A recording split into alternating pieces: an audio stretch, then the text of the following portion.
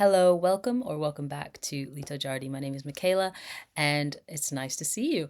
I wanted to today just post a video about this 21-day challenge that I'm currently doing. So I'm on day 2 right now, and basically what I've set out for myself, because I would like to make 2025 the year that I take more action and offer myself less resistance in doing things that I want to do. I've decided to do this 21-day challenge where I post something online every day. I'm the type of person who can easily go to hermit mode. So this is a real kind of challenge for me to start sharing a bit more and just be more open to being seen. I've done a lot of sort of reflections and a lot of the feedback that I've been getting through these workshops and these different things that I've been doing to self-reflect and understand my purpose and what I'm here to do and how I can step into actually doing that. The piece of feedback that gets the most kind of recurring attention is the fact that I don't like being seen. So to remedy that and to integrate the commitments that I've made to myself, I am posting a video once a day for 21 days. And not necessarily just a video, but just posting something of value for the duration of 21 days so that I kind of create a habit and get more used to doing things like this. So in today's video, I just want to talk about a concept that I was playing around with today. As you watch more and more of my videos, I'm sure you'll kind of get to know the type of person I am, where I get this idea or this thought will come to mind, and then I'll sort of chase it down a proverbial rabbit hole until I feel like I've received what I meant to receive from this interaction between me and this idea or this topic. So I was reading, I have it on a note here. Where is it? So I was reading Proverbs today in the Bible. And I'm not super religious. I'm very spiritual, but I'm not very religious these days, not with the organized sort of church or anything. But I was reading Proverbs because I watched a video on YouTube and they quoted it. And I think Proverbs is probably my favorite book in the Bible. So I was like, let me go back and read this so that I can see it for myself, because I like to look at the translation that I like to read. And then in some cases, if there's something that doesn't quite resonate, I like to go back to the original language and see kind of like if there's a difference in what it meant. So the phrase that stood out to me as I was reading, it was beyond what the actual quote was in the video that I saw. But the thing that caught my eye was the fear of God. And this is a phrase that I've not taken issue with, but it has felt a bit dissonant in my spirit when I hear it, the fear of God, because the way most of us will define fear, it will draw a picture of like anger, of like, I'm angry at you. If you don't do what I say, then you will pay kind of vibe. And that never really vibed with the way that I know God to be, or the way I feel God is spoken about, especially in the New Testament, and how Jesus sort of talks about God being, love, truth, compassion, and all of these other things. So this piqued my curiosity when I was reading Proverbs. And so I decided to go to handy dandy ChatGPT to help me with this inquiry that I was having, this dialogue I was having with myself. And basically, what I asked ChatGPT was if the word fear in this passage and in the Bible in general is different in its interpretation in the original language. So I thought it would be either Aramaic or Hebrew. And so I typed that in and I got some interesting results. So I'm just going to read through those and you can have a look-see. And I think, I should have been screen recording this. Next time I'm going to screen record so that you can actually see what I'm on about.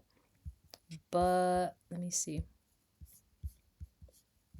There it is. So it separated it into in Hebrew and in Aramaic. So I'm going to read you the Hebrew one first. And it says, the phrase fear of the Lord often comes from the Hebrew word yira, which can indeed be understood in different ways depending on the context.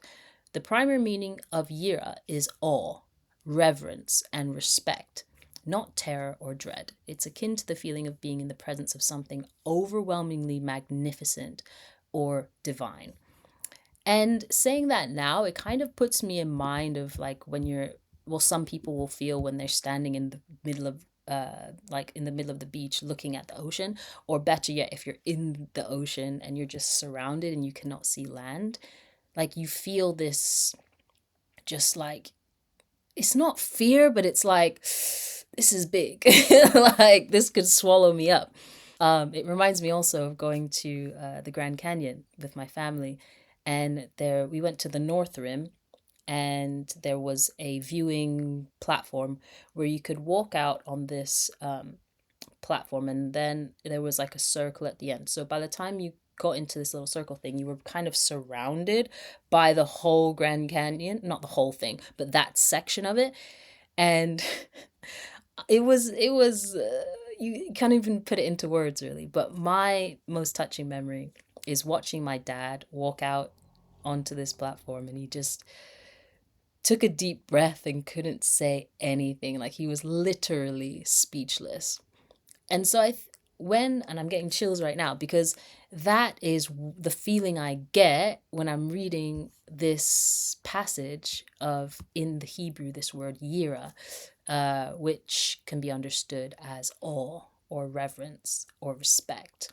And in that sense, the fear of God, the awe, the reverence, or the respect of God, it doesn't have as much dissonance in my spirit. I can kind of vibe with that. So, yira. Um, and then it goes on to say, for example, in the Hebrew Bible, the Tanakh, when it refers to the fear of the Lord, it is often speaking of the reverence for God's power and majesty, and the sense of awe for the divine wisdom and presence in the world. It can also extend to the humility of recognizing one's place in the grand divine order, leading to an openness to divine guidance. The use of yira in the Old Testament emphasizes a moral respect for God's ways, often seen as the foundation of wisdom, as in Proverbs 9:10, the fear of the Lord is the beginning of wisdom. So, yeah, that was the Hebrew one. I feel good about that. So then we go on to the Aramaic, and you may be asking, what's Aramaic and why are you looking at that? Well, if you don't know already, Aramaic was the language based on research that I've done anyway. You can look it up for yourself. Aramaic is the language that Jesus and his followers conversed in on a day-to-day basis, or Yeshua. I kind of am trying to change my way of referring to Jesus as Yeshua, but some people might not understand, so I say Jesus. It's a transition. It's all a transition. This is raw, authentic. You're getting me as I am in this moment, kind of vibes.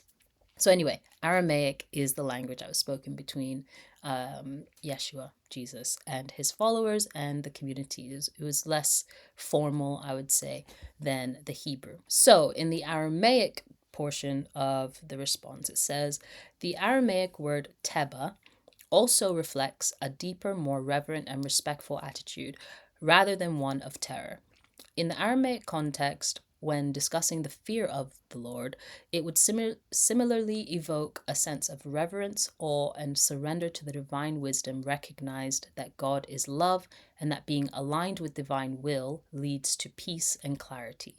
The Aramaic language, being more intimate and experiential in nature compared to Hebrew, often has a strong emphasis on the direct relationship between the individual and the divine. The idea of fear in this context could be better understood as surrender to love, acknowledging God's overwhelming goodness and choosing to walk in harmony with that energy rather than out of fear of punishment.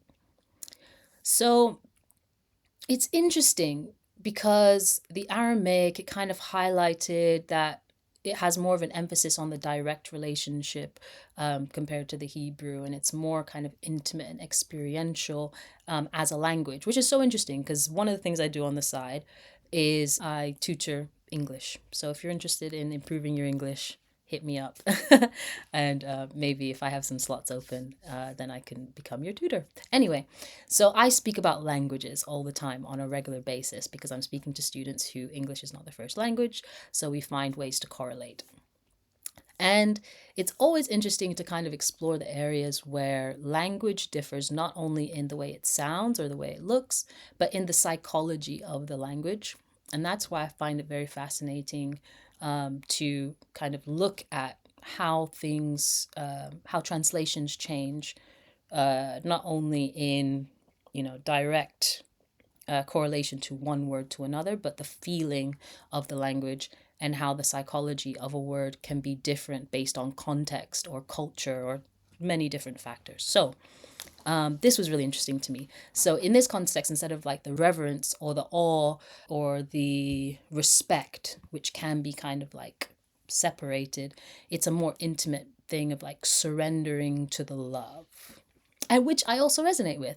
So it's like surrendering to the love and the will of God is the beginning of wisdom.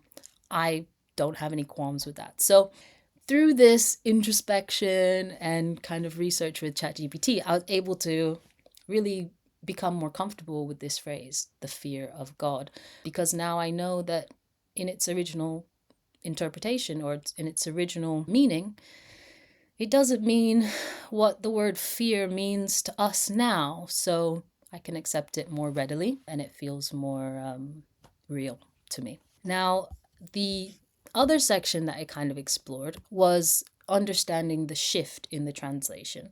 Like, why did they choose to use the word fear as opposed to one of these other words that could have had a less scary connotation? So now we go on to the section on understanding the shift in the translation.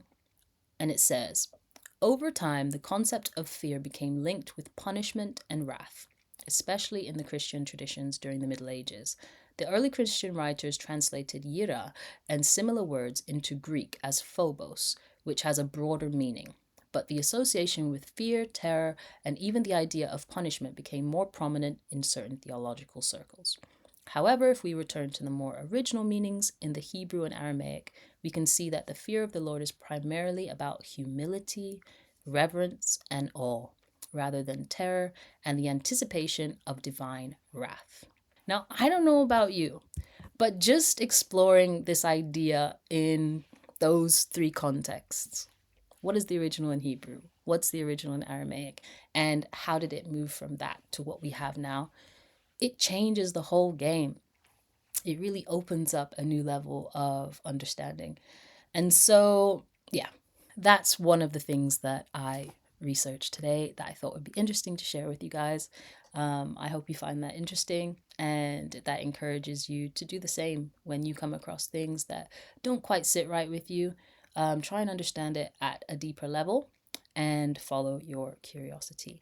If you'd like to continue the discussion of this topic, then feel free to comment below and I'll be in the comments responding to those. And I will also copy and paste the response I got from ChatGPT and put it on a link so that you can read it for yourself at your own leisure. And with that said, thank you so much for watching this video and I'll see you on the next one. Take care.